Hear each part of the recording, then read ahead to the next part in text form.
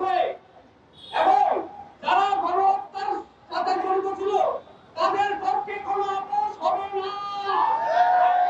আমি আবারও বলতে চাই, আওয়ামী লীগের পক্ষে কোনো আপোষ হবে না, গণহত্যাকারীদের পক্ষে কোনো আপোষ হবে না। আমরা দেখি এই মুহূর্তে দেখতে পাচ্ছি যে বিভিন্ন থানায় আওয়ামী লীগের কর্মীদের ধরার পর বিভিন্ন সুপারিশ দিয়ে দেওয়া হয়। আমি আবারও ঘটনা বুঝিয়ে দিতে চাই, যারা এই সুপারিশ দিয়ে যাচ্ছে সেটা হোক বিএনপি, সেটা হোক ছাত্রদল, সেটা হোক যে কোনো পক্ষের লোক হোক না কেন, আমরা তাদেরকে প্রতিরোধ করতে প্রস্তুত।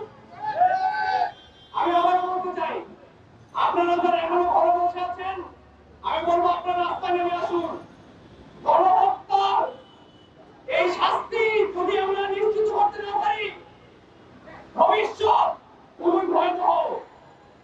আজকে এখানে দেখলাম মেরে হচ্ছে আবু সাইদের নামে যে মামলা দিয়েছিল ফ্যাসিস্ট সরকার, আবু সাইদের হত্যার যে মামলাটা হয়েছিল সেখানে অনেক সাধারণ শিক্ষার্থীর নাম চলে আসছিল। আজকে এখানে আসছে যে সেই সাধারণ শিক্ষার্থীদের নাম এখনো মুছে ফেলা হয় নাই। প্রশাসনের দৃষ্টি আকর্ষণ করছি, স্বরাষ্ট্র উপদেষ্টার দৃষ্টি আকর্ষণ করছি।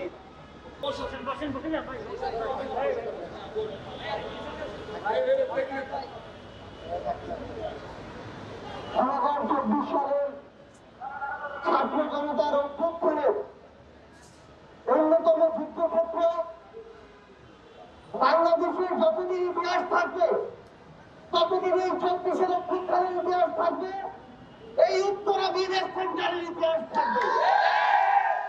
ওই 5ই আগস্ট যেদিন বাংলাদেশের মানুষ তাকিয়েছিল যে কখন আমরা গণভবনের দিকে যাব, তখন উত্তরা বিএনএফের আজকের এই অবস্থান থেকে প্রথম ওই গণভবনমুখী যাত্রা শুরু হয়েছিল। এই বাংলাদেশে আজকে অভ্যুত্থানের 8 মাস পরে দাঁড়িয়ে জাতীয় নাগরিক পার্টির বলতে হবে না আপনাদের কি করতে হবে, জাতীয় নাগরিক পার্টির বলতে হবে না অন্তর্বর্তীকালীন সরকারের কি করতে হবে। এই বিএনএফ সেন্টারের দেয়ালগুলো বলে দিবে বাংলাদেশের অন্তর্বর্তীকালীন সরকারের আজকে কি করতে হবে। এই বরাবরের দেয়ালের দিকে যদি তাকান, ওই দেয়ালে লেখা আছে খুনি হাসিনা। একজন যদি খুনি হয়, 24-এর অভ্যুত্থানের ওই রক্তের উপরে লেখা ওই খুনি হাসিনার যে খুনি, সেই খুনির বিচার হওয়া পর্যন্ত এই বাংলাদেশে কিভাবে আমরা নির্বাচনের কথা বলতে পারি।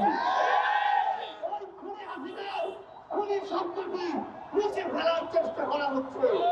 তার মানে এই বাংলাদেশে ওই হাসিনার দোসররা আবার ফিরে আসার চেষ্টা করছে। খুনি হাসিনা থেকে খুনি শব্দটি মুছে ফেলার চেষ্টা করছে। এটি হচ্ছে এই মুহূর্তে অন্তর্বর্তীকালীন সরকার এবং আইন শৃঙ্খলা রক্ষাকারী বাহিনী সবচেয়ে বড় সীমাবদ্ধতা, ওই খুনি হাসিনা থেকে খুনি শব্দটি মুছে ফেলার স্পর্ধা এখন এই বাংলাদেশে কেউ দেখাচ্ছে। ওই দেয়ালে এখন লেখা রয়েছে স্বৈরাচার চাই না। রক্তের বিনিময়ে এই উত্তরা, এই বাংলাদেশ যে স্বৈরাচারকে হটিয়েছে, সেই স্বৈরাচার এই বাংলাদেশে আমরা চাই না। এই স্বৈরাচার কখনো একা স্বৈরাচার হয়ে উঠতে পারে না। হাসিনা কখনো একা খুনি হাসিনা হয়ে উঠেনি। যারা এই হাসিনাকে খুনি হাসিনা হয়ে উঠতে সহযোগিতা করেছে, তাদের বিচার ব্যতীত এই বাংলাদেশে নির্বাচনের আলাপ করা যেতে পারে না। আমরা স্পষ্ট করে একটু কথা বলি, এই অন্তর্বর্তীকালীন সরকারের সবচেয়ে বড় যে লেজিটিমেসি আজকে যারাই এটি অস্বীকার করে স্পর্ধা দেখা, সেই লেজিটিমেসি হচ্ছে ১৩,০০০-এর অধিক শহীদের জীবন এবং তাদের রক্ত। আজকে যারা বড় বড় কথা বলে, তাদেরকে আমরা দেখেছি কিভাবে নিজের মুখ ঢেকে রেখে অফিসের ওই যে দেয়াল, অফিসের ওই যে গেট, তার ভিতরে চেয়ারে ঢুকে বসে থাকতো।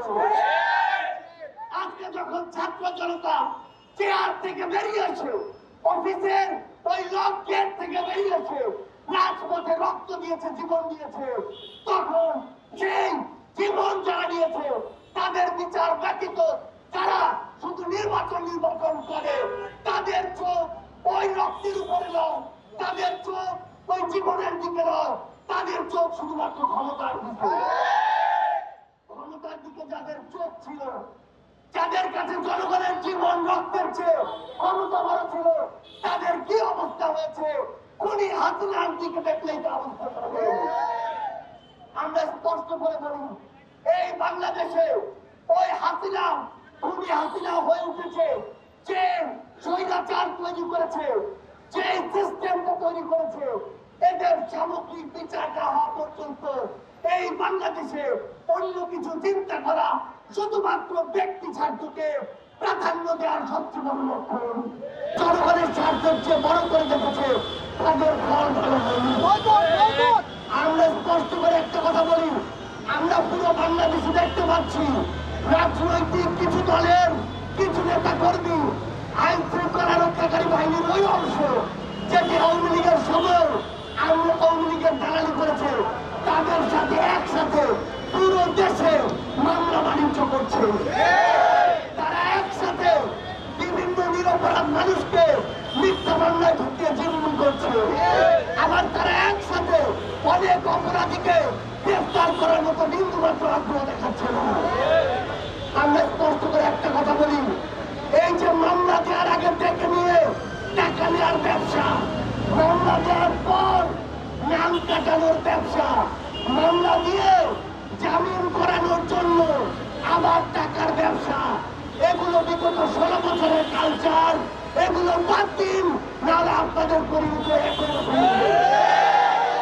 আমরা স্পষ্ট করে একটি কথা বলি, এই বাংলাদেশে 24-এর অভ্যুত্থান পরবর্তী বাংলাদেশে ওই খুনিদের বিচার হওয়ার পূর্ব পর্যন্ত অন্য কোন কিছুর কথা বাংলাদেশের ছাত্র সমাজ মেনে নিল না।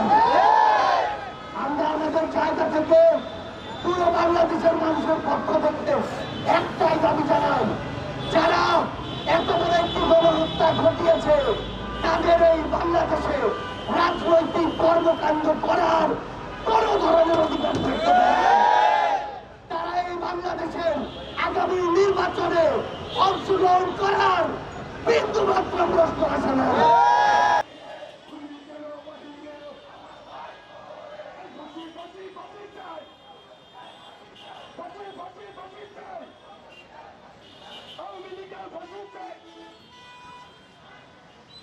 LGP